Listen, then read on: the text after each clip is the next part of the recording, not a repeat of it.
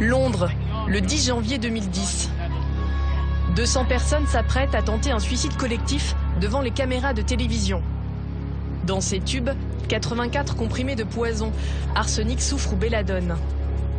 La même scène se déroule simultanément dans plusieurs villes anglaises, mais aussi à l'autre bout du monde, à Sydney, en Australie.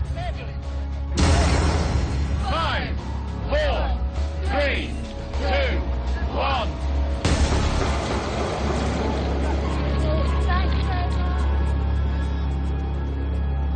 Les secours n'auront pas besoin de se déplacer. Les médicaments sont homéopathiques.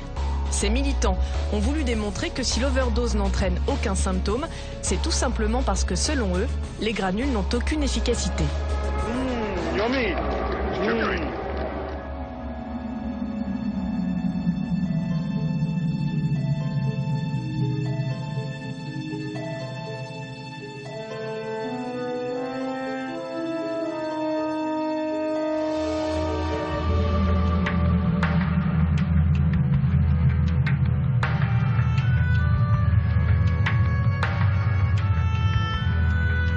Ça n'a l'air de rien, un tube de granules.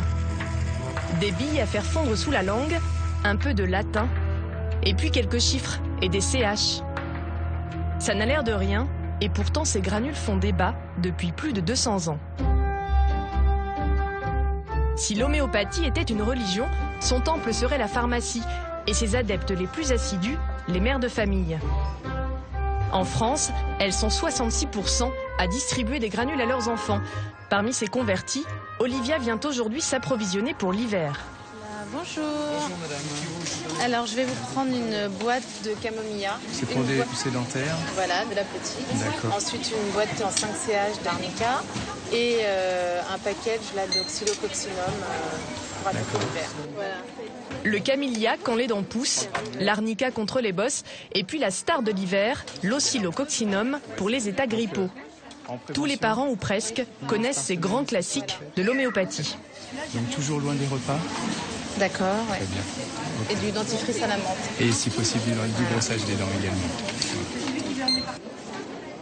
Les mauvaises langues vous diront que ces rituels n'ont pas leur place en médecine. Olivia, elle, ne se pose plus vraiment la question. Les premiers résultats, elle les a constatés avec son fils aîné, Noé. C'était un petit garçon qui était en collectivité à la crèche, donc il chopait tout ce qui traîne dans l'air, donc des otites sur otites, et puis on pouvait pas non plus tout le temps le mettre sous antibiotiques, donc je suis allée voir un homéopathe qui m'a donné en fait un traitement de fond et puis qui a bien marché. Moi je m'en suis servie aussi pour mes accouchements. Pour Noé, j'ai pas eu de péridurale, enfin voilà, et ça m'a accompagnée et j'ai accouché très vite. Très vite et sans douleur grâce à l'homéopathie. Et sans douleur, n'exagérons rien, mais en tout cas, j'ai pas eu de contraction et qui faisait mal, par exemple. Et l'avantage, c'est qu'Olivia peut en donner à ses enfants sans aucun risque d'effet secondaire. Pour les petites maladies du quotidien, elle trouve elle-même la solution dans son dictionnaire. On cherche, voilà, ici, mal à la gorge. Voilà, il est donc préférable de consulter pour avoir un diagnostic précis sur l'origine des ganglions. En attendant, donner à l'enfant 3 granules 3 fois par jour de mercury, solubilis en 9 CH. Souvent, les pharmaciens ne sont pas bien au courant, donc il vaut mieux avoir une bonne Bible à la maison. Des bibles comme celle-ci, on en trouve dans toutes les librairies. Avec un peu de jugeote, on peut, semble-t-il, soigner à peu près tout. Un peu d'anxiété avant un rendez-vous important, c'est Gelsemium en 9 CH. Pour une gastro-entérite, on choisira Nux vomica et contre les piqûres d'insectes, quelques granules d'Apis mellifica. Mais quels ingrédients trouve-t-on derrière ces noms latins? Des plantes, des principes actifs ou juste du sucre et de l'eau, comme on l'entend souvent? Direction Lyon, la patrie historique de l'homéopathie.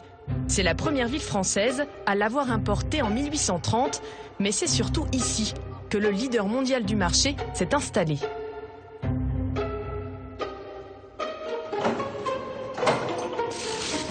L'ingrédient du jour, le voici, l'Arbustus andracné, La plante a été récoltée à Chypre il y a 24 heures. Après transformation, elle sera utilisée en homéopathie pour traiter certaines formes d'eczéma. La plante, une fois qu'elle a été contrôlée à réception et que c'est bien la bonne plante, elle va donc être coupée, mise en macération. Il y aura une agitation quotidienne pendant 10 à 21 jours. Après, on va presser cette plante pour récolter la totalité des principes actifs. On va filtrer et on obtient la teinture mère. Les plantes transformées en teinture mère vont servir à fabriquer plus de la moitié des médicaments homéopathiques. Pour le reste, Boiron utilise des ingrédients un peu plus surprenants et qui semblent tout droit sortis d'un grimoire. Jean-Christophe Bessa nous en a préparé une sélection. Ça, c'est Apis mellifica, donc c'est de l'abeille. Donc pour fabriquer l'Apis mellifica, on fabrique à partir de l'abeille entière qui est donc livrée vivante, qu'on endort par le froid avant de la plonger dans l'alcool. Autre médicament très utilisé, les venins de serpent, notamment l'Achesis mutus. Alors, hypothalamus sont des organes qui sont prélevés sur le lapin. Le calcaire d'huître, on gratte la coquille d'huître et on récupère le calcaire d'huître. Arsenicum album, l'arsenic, un produit très toxique. Le mercure, Mercurius solubilis. L'or, Aurum metallicum, c'est aussi une souche homéopathique. En fait, toutes les souches sont des produits au départ toxiques qui sont utilisés en dilution homéopathique. Parmi ces produits toxiques, on trouve même des sécrétions de malades, comme du crachat de tuberculeux ou des lésions purulentes de la gale. Pas étonnant dans ces conditions qu'on ait préféré garder les noms latins, tuberculinum ou psorinum, ça sonne un peu mieux. Mais de ces matières premières, rassurez-vous, il ne restera pas grand-chose. Elles seront diluées et agitées à plusieurs reprises dans de l'eau et de l'alcool avant d'être imprégnées sur les fameux granules, du saccharose et un peu de lactose.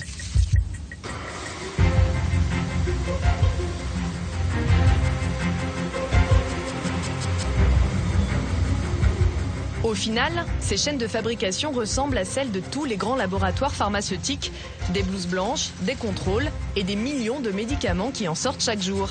Mais n'oublions pas les ingrédients. Des lésions purulentes de la gale peuvent-elles réellement soigner un rhume? Cette idée de guérir avec des poisons, d'où vient-elle? Pour comprendre, il faut retourner aux origines de l'homéopathie. Le père de l'homéopathie, le voici, Samuel Hahnemann, médecin chimiste et physicien allemand du XVIIIe siècle. Il trouve la médecine de l'époque trop agressive et cherche une nouvelle manière de guérir ses patients. Il étudie alors de près les remèdes et leurs propriétés. En 1790, parcourant un ouvrage de pharmacologie, il lit un article sur l'écorce de quinquina, qui est le remède spécifique du paludisme. Et lisant cet article, il remarque que cette écorce de quinquina aurait des vertus fortifiantes sur l'estomac, ce que lui-même n'a pas constaté. Alors il va en avoir le cœur net et il absorbe lui-même du quinquina. Et il ressent tous les symptômes du paludisme. Et là, il se pose une question essentielle. L'écorce de quinquina guérirait-elle le paludisme tout simplement parce qu'elle crée chez l'homme sain tous les symptômes du paludisme? C'est là-dessus que Samuel Hahnemann s'est basé pour édifier l'homéopathie, sur ce fameux principe de similitude. Guérir le mal par le mal. Hahnemann est convaincu que beaucoup de substances peuvent obéir à ce principe. Des végétaux, mais aussi des animaux et des minéraux. Il les teste alors un à un et attend de voir les symptômes se manifester. Il a fait toutes ces expérimentations au prix de sa vie, parce qu'il a essayé la belladone, l'arsenic, le mercure et autant de substances extrêmement dangereuses. Il prend des risques, mais sa théorie prend forme. L'arsenic lui provoque des vomissements et de violents maux de ventre. Il l'utilisera chez les patients qui présentent les mêmes symptômes.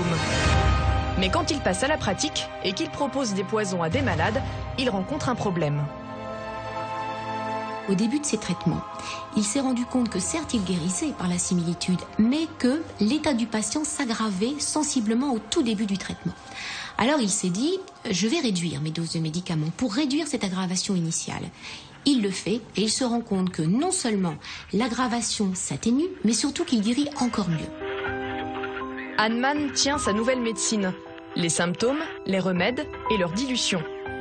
Il consigne tout en détail dans sa matière médicale qui sert toujours de référence aux homéopathes. Mais des expérimentations du XVIIIe siècle sont-elles encore valables aujourd'hui? Ce principe de similitude a-t-il été prouvé? Jean-Jacques Aulas connaît bien le sujet. Il a obtenu son diplôme d'homéopathe. Il a même exercé un temps avant de réaliser que les fondements de cette médecine étaient pour le moins douteux.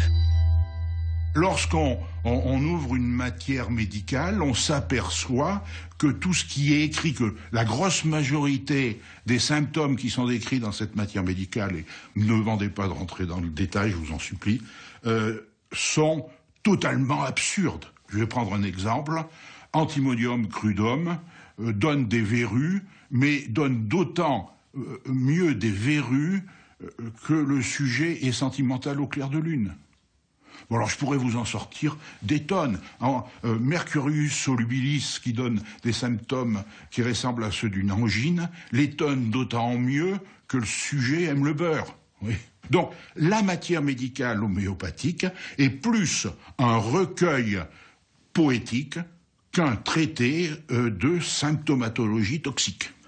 Il n'y a rien, absolument rien, dans la science actuelle, qui est loin d'être complète, hein, on est loin de tout savoir, c'est une absolue évidence, mais il n'y a rien qui justifie ce principe de similitude, pierre angulaire de l'homéopathie.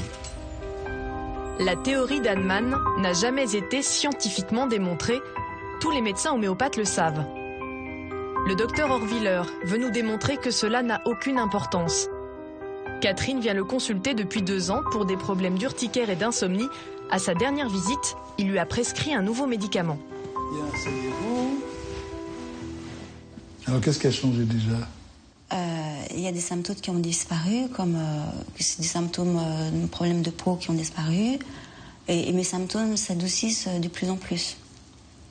Les insomnies, il y a une amélioration. Mais j'ai vécu, après le natrum que vous m'avez donné, là, vous m'avez dit que ça risque de bien bousculer. Alors oui, c'est-à-dire qu'il y a eu une évolution. Ça a bien bousculé.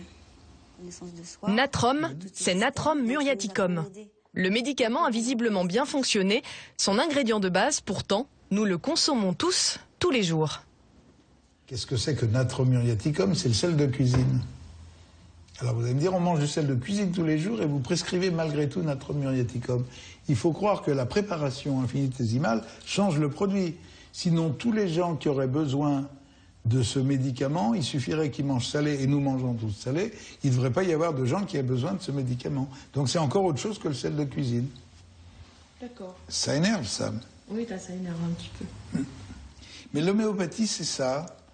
Et ça pose la question, soit les homéopathes sont des charlatans, soit ils ont raison. S'ils ont raison, il faut que je me resitue. Donc ça crispe la personne qui entend ça. La réponse se trouverait donc ailleurs, dans ces préparations infinitésimales, les fameuses dilutions, réalisées pour que les médicaments ne soient pas trop toxiques. Ce sont elles qui définissent le nombre de CH inscrits sur les tubes, C pour centésimal, H pour Hahnemann. Ce sont elles pourtant qui crispent encore plus les esprits rationnels. Richard Monvoisin propose un cours d'esprit critique aux étudiants en sciences de l'Université de Grenoble. L'homéopathie et CCH sont au programme. L'idée de la centésimale hahnemannienne, c'est de prendre une goutte du produit actif et de la diluer dans 99 gouttes de solvant. Le solvant, ça peut être de l'eau et ça peut être de l'alcool. Et donc on dilue une goutte dans 99 gouttes de solvant. Et là, on obtient ce qu'on appelle un CH. Voilà. Une fois qu'on a bien dilué ce produit-là, on peut prélever une goutte de ce produit et on la dilue dans 99 autres gouttes de solvant. Là, la proportion qu'on obtient dans ce tube-là, qui représente le CH2, c'est une goutte pour 10 000. Si on veut passer à CH3, il faut prélever une goutte de ce mélange-là, et on la dilue dans encore 99 gouttes de solvant. Et là, la dilution est de 1 pour 1 million, etc., etc. À 5 CH, il ne reste plus qu'une goutte de l'ingrédient de départ dans l'équivalent d'une piscine comme celle-ci. À 12 CH, c'est comme si vous plongiez une goutte, une seule, dans toutes les mers du globe. À 15 CH, la planète ne suffit plus. Imaginez une goutte diluée dans l'équivalent de 50 fois le volume de la Terre. considère qu'à partir de CH5, quasiment aucun produit actif ne peut avoir d'efficacité autant diluée. Il n'y a plus rien, et comme il n'y a plus rien, on peut raisonnablement supputer qu'il n'y a aucune action pharmacologique. Car dans la pharmacologie actuelle et la thérapeutique actuelle, pour qu'un médicament ait une action, il faut qu'il soit quand même présent, qu'il y ait des molécules de ce médicament. S'il n'y en a pas, ça ne marche pas. Et pourtant, selon les homéopathes, plus un produit est dilué et plus il est efficace. À défaut de preuves, ils misent sur l'idée qu'il y aurait autre chose, une trace, une onde, que notre science ne saurait pas encore détecter. Et si la clé se trouvait ici, dans l'eau, ou plutôt dans sa mémoire? C'est la théorie avancée par un chercheur français dans les années 80. Jacques Benveniste travaille sur les réactions allergiques. Dans son laboratoire de l'INSERM, son équipe teste une préparation hautement diluée et constate à plusieurs reprises le même effet sur les cellules que celle qui n'est pas diluée. Tout se passe comme si, comme on dit en mathématiques, l'eau se souvenait avoir vu cette molécule.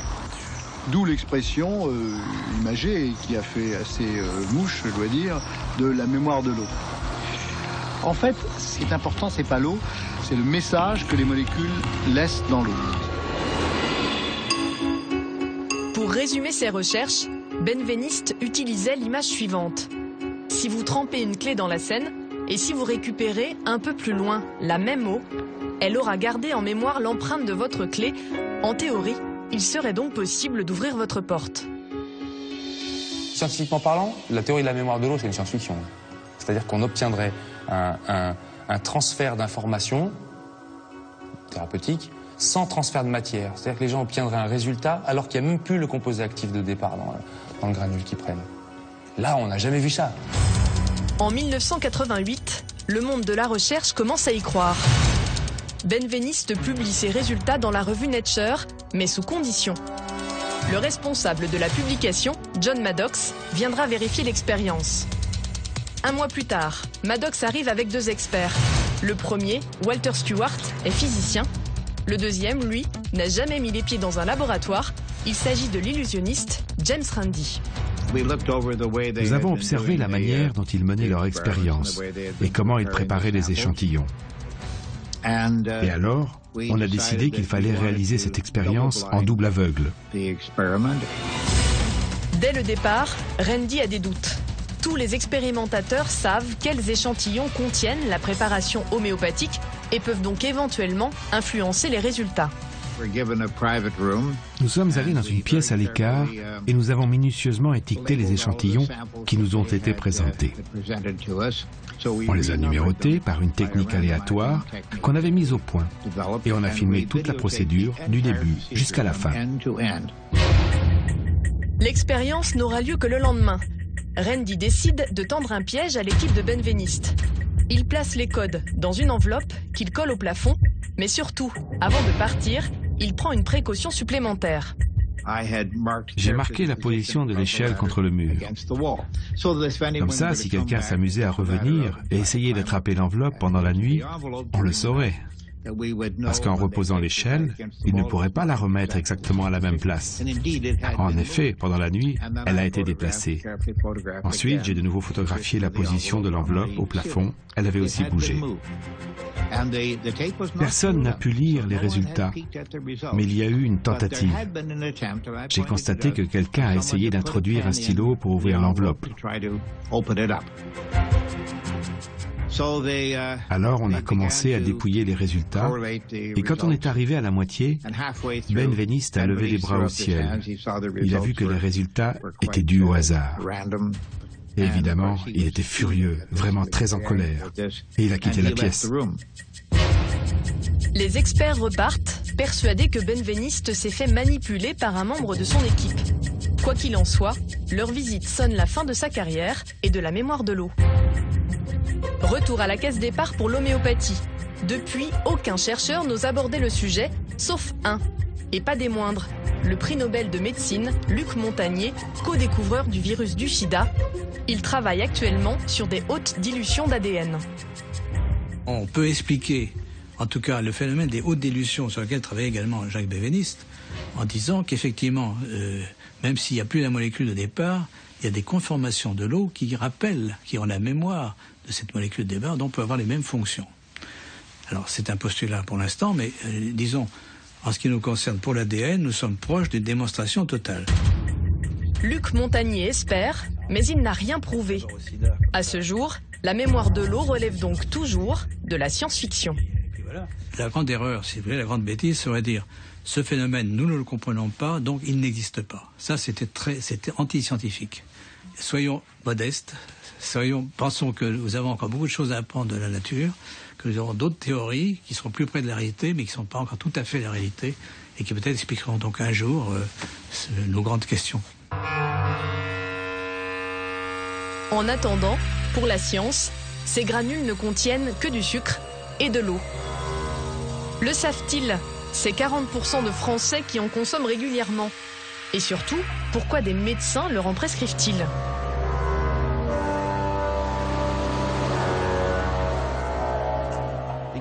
Dans son cabinet, ce généraliste règle en moyenne 80% des motifs de consultation grâce à l'homéopathie. Victoria souffre d'angine à répétition et veut éviter que ça ne se reproduise. Est-ce que, entre deux maladies, est-ce qu'elle est guérie complètement? Ou est-ce qu'elle enchaîne les maladies très très vite? Non, généralement, ça n'enchaîne pas très vite. Hein. D'accord. Ça se stoppe. D'accord. Alors, on va faire un tour d'horizon morceau par morceau, si on peut dire comme ça. Au point de vue digestif, d'abord, est-ce que tu manges bien? Est-ce que tu digères bien? Oui. Est-ce que tu as mal au ventre, quelquefois? Oui. Est-ce que l'hiver, tu as les doigts glacés? Oui. Un petit peu. Les pieds aussi? Est-ce que tu dors bien? Et quand tu te couches, tu dors? Le matin, c'est dur à réveiller? Oui. Oui. Et avec tes frères et sœurs? Oui, je pense. Ça va? Oui. Oui, elle dit ça va, mais elle a un petit peu tendance à être coléreuse. Coléreuse ou boudeuse? Colère. Colère. Donc, de temps en temps, tu prends une rage, tu pars dans ta chambre, tu claques la porte et tout? Ah non, je parle. Tu parles? Oui. Ah oui, d'accord. Chez un homéopathe, l'interrogatoire est toujours très poussé et l'examen clinique systématique. La consultation dure généralement plus longtemps et peut se terminer par une ordonnance, même quand on n'est pas malade. C'est ce qu'on appelle un traitement de fond. Ça va être un traitement à faire pendant les 3 mois qui viennent. Donc pas trop de trucs, hein. Du mercurius tous les matins, 5 granules tous les soirs celui-ci, et une fois par semaine, une petite dose de celui-ci, de calcaréaphos. D'accord? Moi, ce qui m'a toujours surpris, en fait, la première fois que je suis allé voir un homéopathe, c'est le nombre de questions qu'il pose. Généralement, moi, quand ça m'arrive d'aller chez un médecin généraliste qui fait pas d'homéopathie, ce sont aussi des bonnes consultations, mais c'est plus rapide, c'est-à-dire qu'il y a 2-3 questions, et voilà. J'ai l'impression qu'il y a plus de recherche. Hop, c'est magique, là. Ces questions ont un but très précis. Il faut trouver le ou les bons médicaments, ceux qui correspondent au plus grand nombre de symptômes. Souvenez-vous, ceux décrits par le fondateur de l'homéopathie, Samuel Hahnemann, dans sa matière médicale. Les patients, de leur côté, y voient surtout un médecin qui s'intéresse enfin à eux. Quand vous posez des questions aux gens, vous leur dites « Bon, vous venez me voir parce que vous avez des migraines, mais est-ce que la veille de votre migraine, vous n'êtes pas en pleine forme plus que d'habitude ?» La personne, mettons qu'elle ne soit pas en pleine forme. De quoi il me parle? Je ne comprends même pas sa question. Puis si vous ajoutez « Dites-moi si la veille de votre migraine, vous avez plus faim, vous avez une fringale ou pas ?»« Ah oui, ça c'est moi !» Alors non seulement vous, homéopathe, vous avez récupéré un symptôme de première importance pour prescrire le bon médicament, en l'occurrence Psorinum, mais en plus la personne est en train de se dire « Mais il me connaît d'une manière... Comment ça se fait qu'il me connaît ?» Des fois, vous avez un ensemble de symptômes qui paraissent totalement discordants et qui vous évoquent rien. L'homéopathe, lui, va donner un sens à vos troubles en disant « Ah, ça c'est sépia ». Parce que sépia a, chez le sujet sain, paraît-il, produit les mêmes symptômes. Donc, on donne un sens aux symptômes, même si ce sens est totalement illusoire, il est là.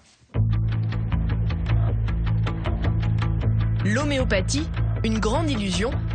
Que faire alors des millions de personnes qui obtiennent des résultats très concrets?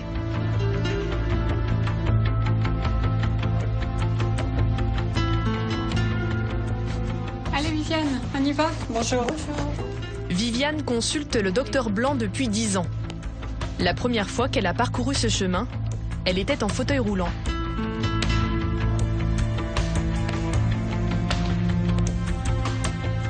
Quand je suis arrivée ici, j'étais quelqu'un de désespéré. Je ne savais plus vers qui me tourner. Je faisais même pas 50 kilos. J'avais perdu 10 kilos d'un coup, je ne marchais plus. J'avais de la morphine continuellement, de grosses doses de cortisone. Je souffrais tant et plus, si bien que je suis arrivée là, je disais à mon mari, je vais mourir, je suis sûre, je vais mourir, quoi. Je peux plus, je supporte plus et personne ne m'écoute. La douleur, c'est moins persistant que ça a été jusqu'à maintenant. La première consultation a duré 2 heures. Pour la première fois, un médecin s'est intéressé à toute son histoire.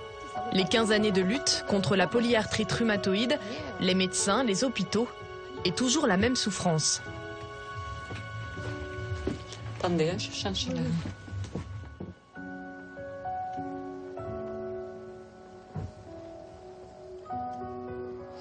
Il peut y avoir des grosses colères en vous, parfois?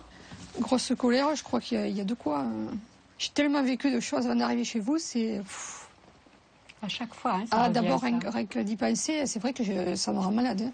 Ben, il faut pas. Ça, c'est 3 ans de galère, je ne marchais pratiquement plus. J'étais malade, mais alors malade. Oui, ça, c'est sûr que les médicaments, vous les aviez pas supportés, tout ça. Au point de ne plus pouvoir rien avaler, rien manger, rien boire. Arrêtez de ressasser tout ça, maintenant ça va mieux, il faut arrêter de ressasser. Allez, pouvez-vous lever? Je me rappelle mon professeur de médecine qui m'avait dit un jour, vous savez, Blanc, n'oubliez jamais que d'abord c'est un malade et pas une maladie. J'ai fait des études où on voit bien qu'on est vers une préoccupation vers tel ou tel organe et qu'il n'y a pas la vision globale, alors que j'ai retrouvé dans l'homéopathie et l'acupuncture cette approche globale de l'être humain, c'est-à-dire que s'il a mal au foie, c'est peut-être connecté aussi qu'il a des soucis ou que c'est en lien avec un médicament autre qu'il a pris ou qu'il faut... Voilà. Au fil des mois, Viviane s'est passée de la morphine et même des médicaments contre la polyarthrite. Aujourd'hui, elle a pour seul traitement des granules homéopathiques et un peu de cortisone en cas de coup dur. On est arrivé à m'atténuer des douleurs qui venaient du domaine de l'insupportable. Et j'ai retrouvé cette chose que je cherchais partout, l'espoir. Et ça, mon mari me dit, quand je vois cette lueur dans tes yeux, c'est l'espoir, mais c'est quelque chose de formidable. Ça vous aide à vous battre. Moi, je suis désolée, mais je ne pense plus que je suis malade. J'arrive à l'oublier, malgré tout ce que j'ai vécu. Plus je vais, plus je me rends compte de...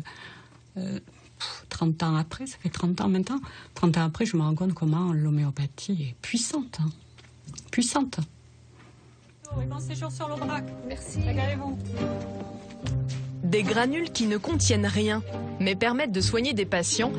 La médecine occidentale, pourtant basée sur la preuve scientifique, a fini par accepter l'idée. En France, 30 000 médecins prescrivent régulièrement de l'homéopathie. Parmi eux, 5 000 sont officiellement inscrits en tant qu'homéopathes. Leur formation peut avoir lieu à l'université ou, comme ici, dans une école privée.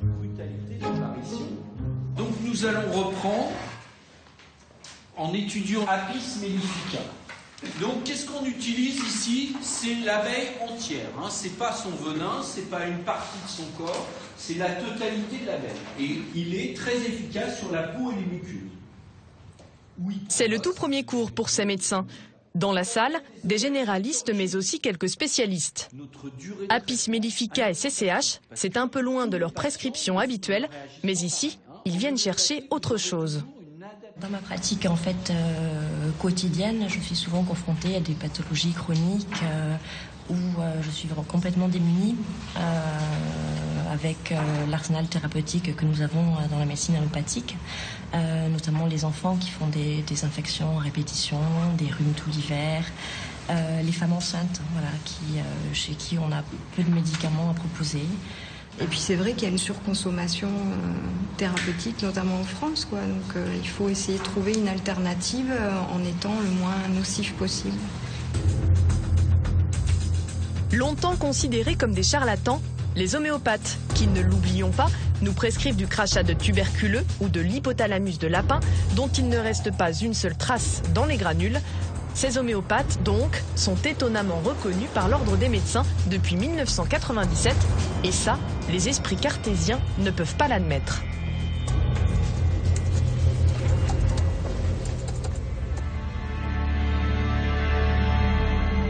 Cartésien, Jean Brissonnet l'est, sans aucun doute.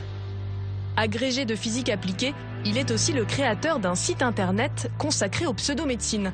Pour lui, c'est certain, des médecins qui ont abandonné la preuve ne sont plus de vrais médecins.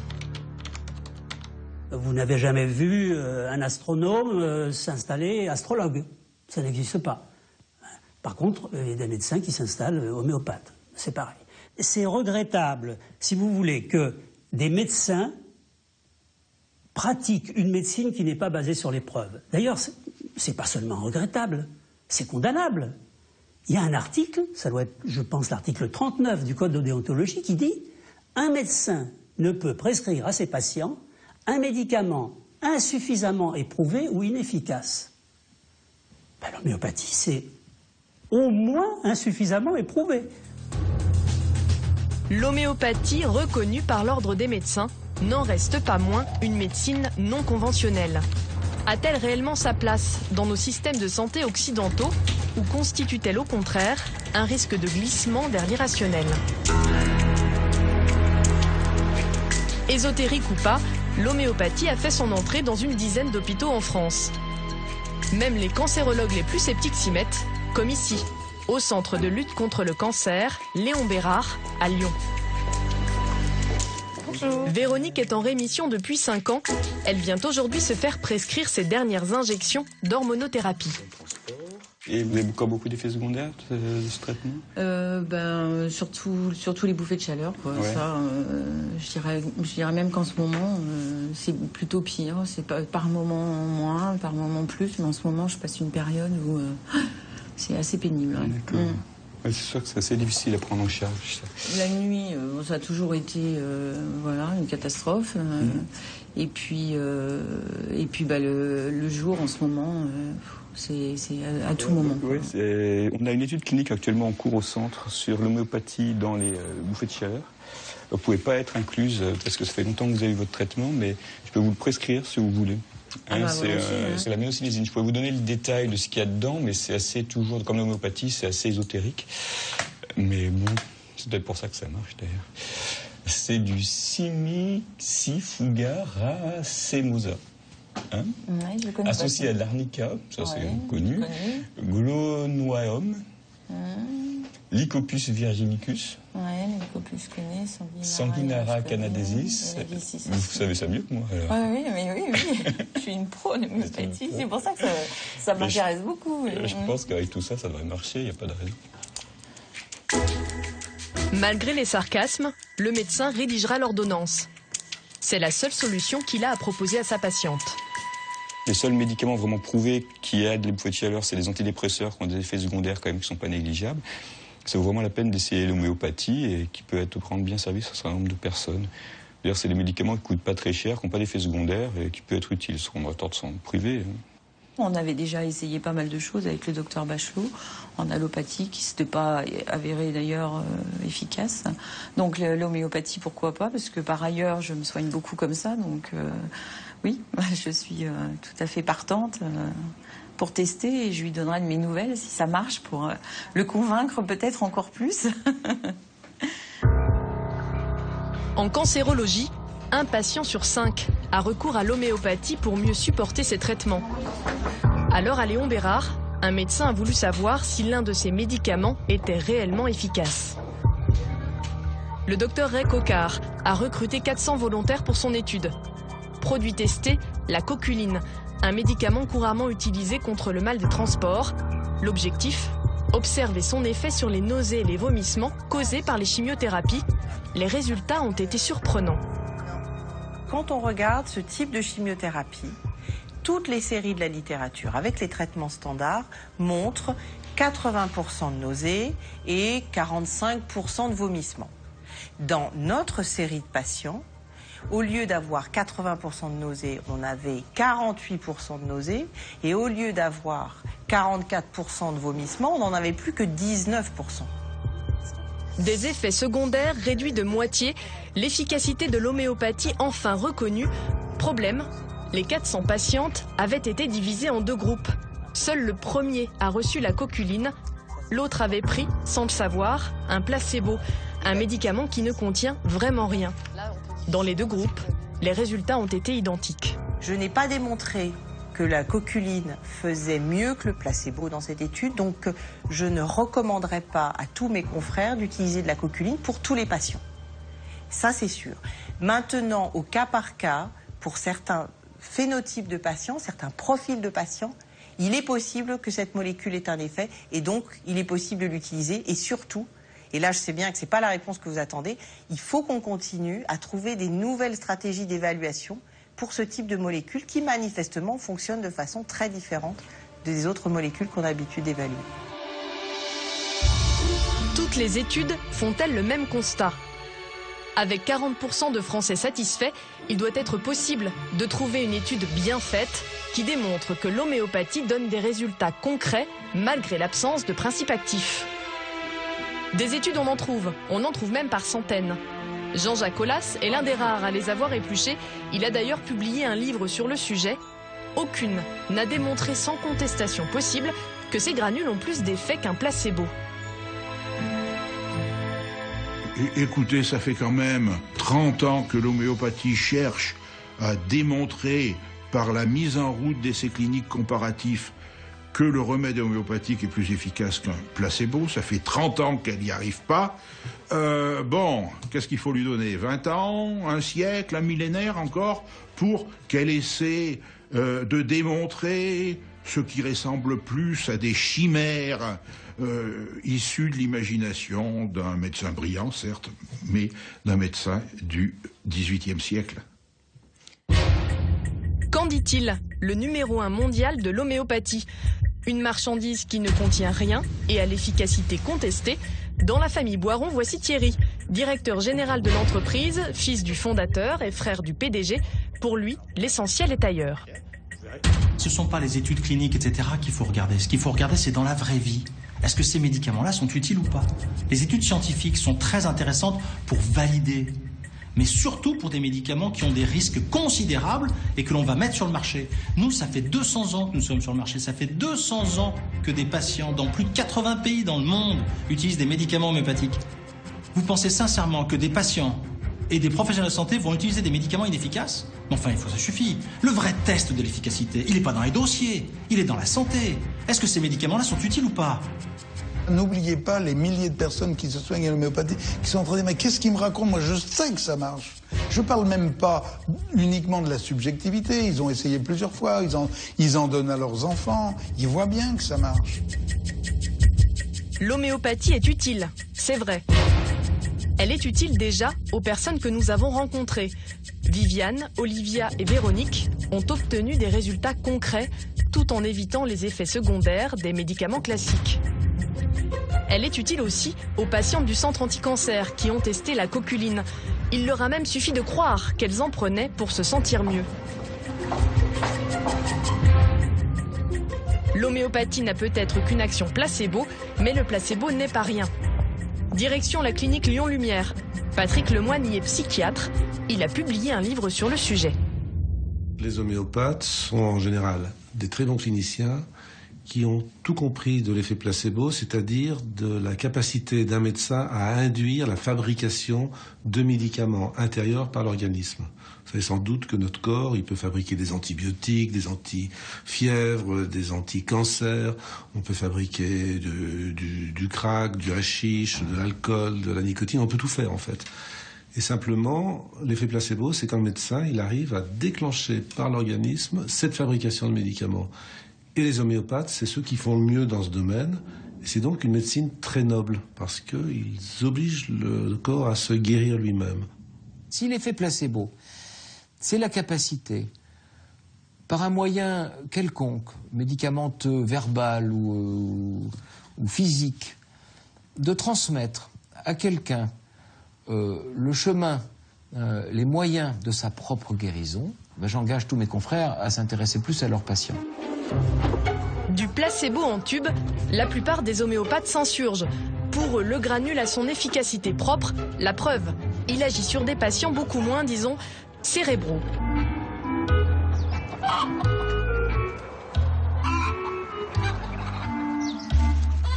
Christine Filia est vétérinaire. Elle rend visite à cet éleveur de poules avec lequel elle travaille depuis 5 ans. Pour les soigner, elle utilise en priorité l'homéopathie. Chez les volailles, le principal problème, c'est qu'en communauté, dès qu'elles sont nerveuses, elles pondent moins d'œufs et peuvent s'entretuer. La solution, leur bander les yeux et protéger leur bec, mais la manipulation est stressante, certaines y succombent, alors Christine a récemment voulu démontrer l'efficacité de l'homéopathie. Dans le premier hangar, les poules avaient revêtu leurs protections habituelles. Dans l'autre, elles ont reçu du gelzémium, un médicament homéopathique contre le stress. Ce produit-là, sous forme liquide, est administré dans un sas où les cloisons sont complètement étanches par rapport à la zone d'élevage qui est derrière nous. Et ensuite, on le fait passer dans le circuit d'eau et le produit est administré dans l'ensemble des canalisations qui conduisent de l'autre côté des cloisons. Donc il n'y a aucun moyen pour que les animaux aient conscience qu'on est en train de les médicaliser. C'est impossible. Résultat, après 14 semaines, même nombre de décès, même nombre de pondus, l'homéopathie a fait ses preuves, mais l'étude est contestable. Elle n'a pas été réalisée contre placebo et évidemment, on peut se demander ce qui se serait passé si on n'était pas intervenu. Dans ces grands élevages-là, on sait que si on laisse s'enliser la pathologie, moi j'ai jamais vu que ce soit dans le domaine viral, trouble du comportement, comme a été fait l'essai, les problèmes s'arrêtaient de même. Ils ne font qu'empirer. Et d'autre part, régulièrement, moi depuis 20 ans, sans parler de faire des essais, je soigne et au bout de 3 ou 4 jours, j'ai des résultats thérapeutiques en élevage. 8 fois sur 10, Christine choisit l'homéopathie pour soigner les volailles ou les chevaux, son autre spécialité. Pour convaincre les éleveurs, elle a 2 arguments de poids. Les traitements fonctionnent et en plus, ils coûtent moins cher. Je vois que le résultat sur mes poules est extraordinaire, quoi. J'ai les mêmes résultats qu'un élevage industriel. Et c'est vrai que moi je me disais, bah non, ça va pas marcher. Et en fait, bah si, ça marche. Cet éleveur n'a pas vraiment le choix. En élevage biologique, une poule qui a reçu plus de 2 traitements antibiotiques par an ne peut plus être vendue sous le label bio. L'homéopathie a beau ne pas avoir été scientifiquement prouvée, pour tous ces éleveurs, elle est l'unique thérapeutique autorisée. Voilà qui montre à quel point les autorités n'arrivent pas à trancher. Chez les humains non plus, tout ça n'est pas très logique. Comment des produits sans principe actif peuvent-ils être estampillés médicaments ? Pour comprendre, nous rendons visite à ceux qui décident du sort des médicaments en France. 2 fois par mois, les experts de l'AFSAPS épluchent les dossiers fournis par les laboratoires pharmaceutiques. Pour obtenir la fameuse autorisation de mise sur le marché, ils doivent démontrer que leur médicament est plus efficace qu'un placebo, enfin normalement. Pour les médicaments homéopathiques, les autorisations sont données sans cette démonstration d'efficacité clinique. On peut donc retrouver ces produits avec le nom de médicaments sans qu'ils aient approuvé leur efficacité.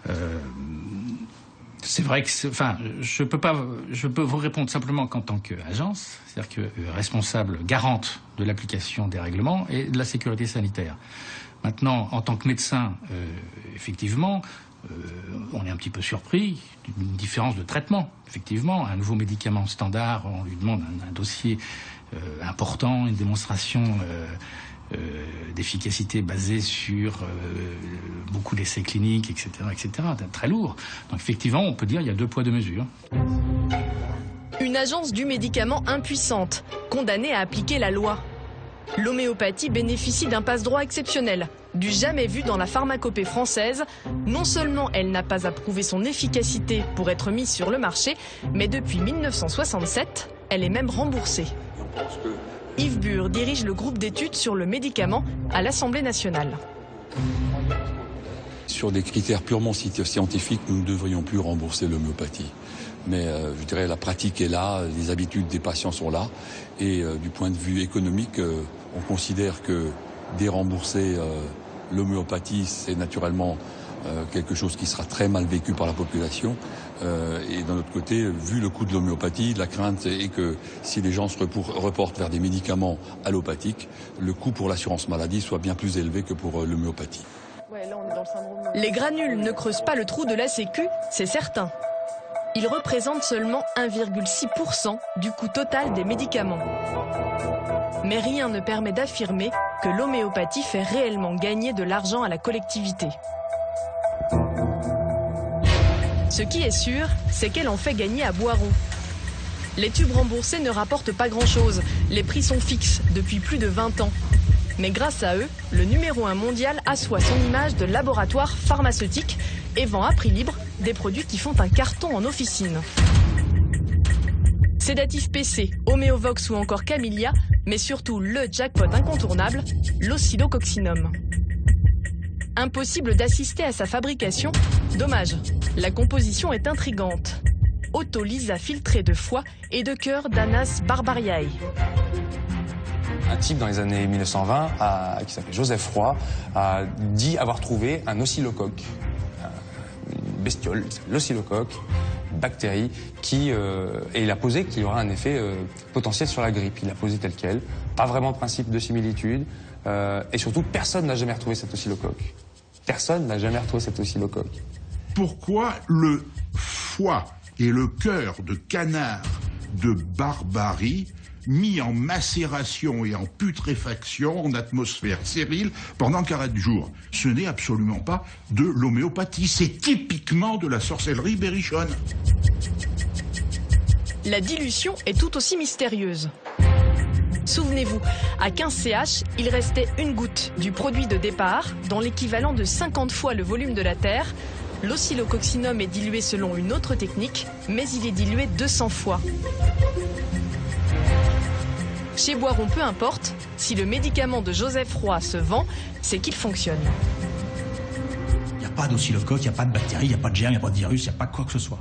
Il y a simplement le fait qu'en partant d'une préparation à base de canard, il était arrivé en effet à voir sur un plan clinique, au niveau de sa patientèle, il était arrivé à voir qu'en effet ça avait un intérêt dans la grippe. Et puis ça n'est qu'en 74, 40 ans plus tard, que ce médicament-là a vraiment connu sa phase de développement consommateur, c'est-à-dire directement. Voilà. Et depuis, il se développe tranquillement. 2 à 4 millions de boîtes sortent de l'usine chaque mois. L'an dernier, avec l'épidémie de grippe H1N1, le médicament était en rupture de stock. Boiron a même dû stopper le lancement de sa campagne télévisée. Les Français avaient décidé que l'oscillococcinum serait leur médicament contre cette nouvelle grippe. Cette industrie mise sur notre ignorance du mécanisme pour nous faire adhérer à cette thérapie qui devient vite familiale, qu'on autoconsomme. C'est là où est l'escroquerie. C'est une forme d'escroquerie intellectuelle. Ça pose des vraies questions de société, quoi. On ne peut pas résoudre ça pour ou contre l'homéopathie. Est-ce qu'on est pour? Moi, je suis pour que les gens se sentent mieux, mais peut-être pas au prix d'y laisser leur esprit critique. Car quand la croyance l'emporte sur la raison, les risques de dérive existent. L'oscillococcinum ne peut pas faire de mal, mais l'homéopathie n'est pas totalement inoffensive. La suite de notre enquête va nous le démontrer. Nous avons retrouvé une femme qui, pour avoir perdu son esprit critique, a failli y laisser sa vie. C'était il y a 10 ans. Quelques semaines avant son voyage au Togo, Agnès consulte son homéopathe. Il la persuade de renoncer aux médicaments de prévention contre le paludisme. Un peu de Ledum palustre et quelques granules de Malaria officinalis feront l'affaire. 5 jours après mon retour, j'ai fait un malaise, donc avec perte de connaissance et très très grosse fièvre. J'ai appelé mon médecin et qui m'a dit de ne pas me stresser, que j'étais une angoissée, une inquiète. Au fur et à mesure des jours qui ont passé, je me suis de moins en moins alimentée. J'avais des difficultés respiratoires et je ne pouvais plus boire après. Donc là, j'ai vraiment eu peur. Agnès a contracté le paludisme, mais l'homéopathe diagnostique une petite grippe. Quand elle est enfin hospitalisée à l'hôpital de l'Archet, elle est tombée dans le coma. Le chef du service des maladies infectieuses s'en souvient. Cette femme était dans une situation dramatique, hein, parce que pour faire 90 jours de réanimation, dont près de 60 jours de ventilation artificielle, c'est qu'elle a été très très très grave.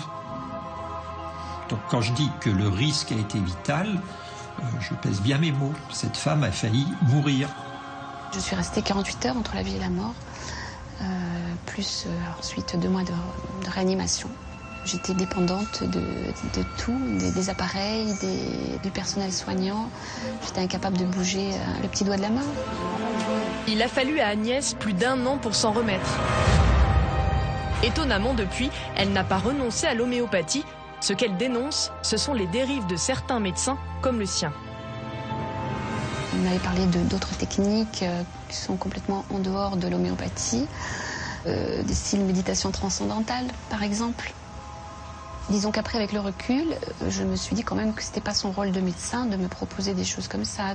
Moi, je crois qu'il faut mettre en garde tous les gens qui font de l'homéopathie à titre de traitement unique d'une pathologie chronique ou autre, cancer, polyarthrite, enfin tout ce que vous pouvez imaginer, à titre unique, je dis bien, alors qu'il faut absolument, s'ils veulent faire l'homéopathie, prendre le traitement pour lequel il y a un vrai niveau de preuve.